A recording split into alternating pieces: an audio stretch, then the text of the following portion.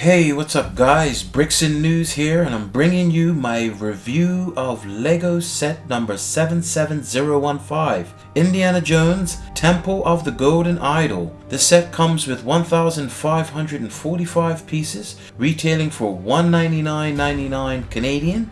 If I'm going to do set reviews, I wanted to start off with a bang, and this one comes at you like it's been shot out of a cannon. I love this set, let's just say. This is one of LEGO's featured sets for the month of April, based on the scene from the beginning of the film Raiders of the Lost Ark. This is the one where Indy ventures into the Peruvian temple in search of the Golden Idol. This was the film that introduced the character Indiana Jones to fans around the world, and in my opinion, still considered one of the classic films of the early 80s. I love this movie. I'm rating sets on 5 key aspects: build and structure integrity, creativity, source material accuracy, minifigure and mold design, and finally, build and manual complexity. Each I'm giving a max of 2, combine the 5 for a total of 10. 7 to 10 is a build for me, 4 to 6 is a discount dive, and a 1 to 3 is a yeah, no thanks. Any set 9 and over is a must build. I'm gonna be dashing to the store on horseback if need be to grab it, right? Now, I'm not an expert here guys, but I have been building Lego for over 30 years and have assembled probably close to 300 sets.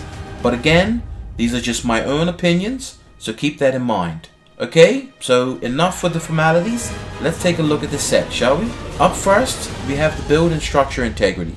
For its size and complexity, the set is surprisingly stable. I didn't have issues picking it up and moving it around.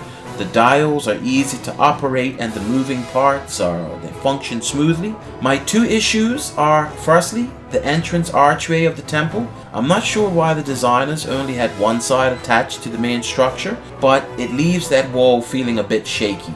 And if you have big hands like me, you may knock it over from time to time as you play with the set. And then the second one, you have this large piece which is used to create the tunnel for the boulder and the cave.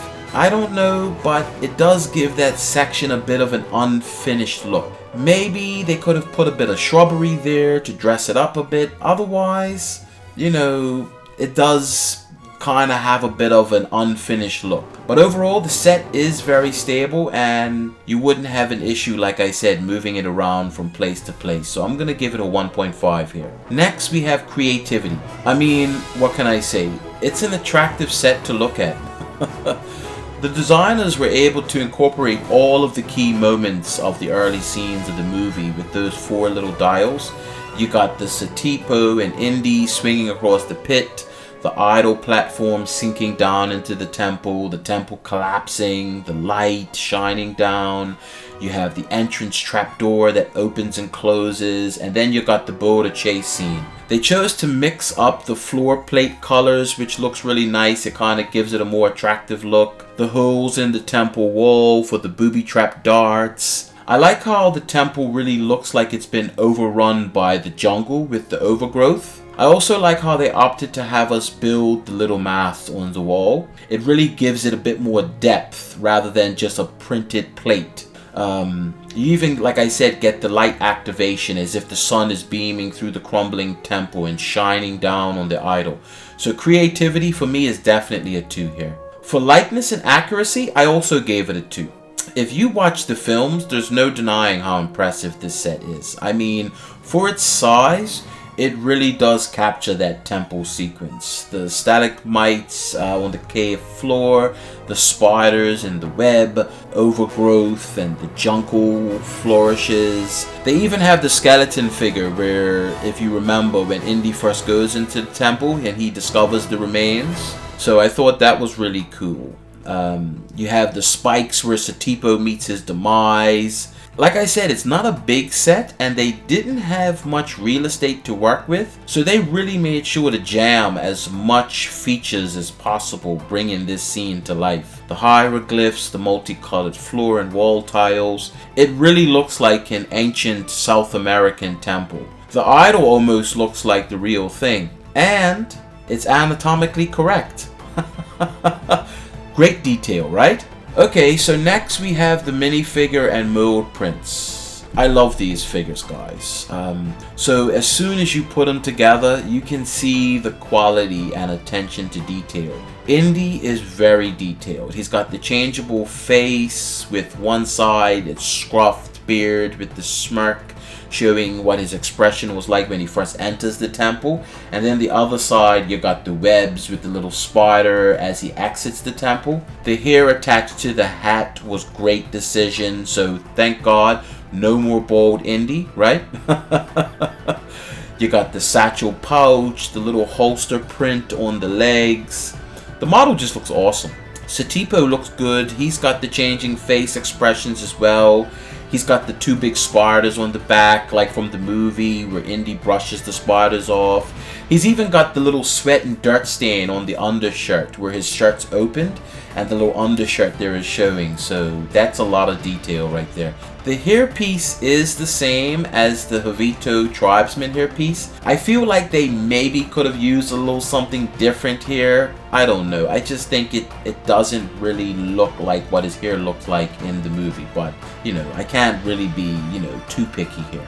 Belloc has the single face print, which makes sense because with the hat that he's wearing, you would have clearly seen the second face print on the back side there, which would have looked weird. I mean, I hate when you can see the back side there, so it makes sense that they didn't go with the two-sided face. And at first glance, the figure looks pretty kind of plain and unassuming, but when you really check it out, it's got a lot of detail. You got the sweat stain on the back, and they even got the sweat stains on the armpits, so I mean, there's some detail there. And then the Jovito tribesman looks really good. I think Lego done well with the skin tone. It's definitely different. I've never really seen other pieces with that kind of skin tone, so it really looks good. The hair piece, like I said, it suits him better than Satipo. It looks good on him. The print's really good as well. It shows the jewelry and the dress. I mean, you got the loincloth with the G-string, so if you watch the movie, you know what I'm talking about. It looks really good on the figure itself.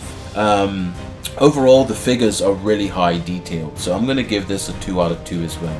And then last is the build and manual complexity. I mean, it's an 18+ set, so clearly it's designed for older audiences, but I was actually pleasantly surprised with how easy it was to assemble this set.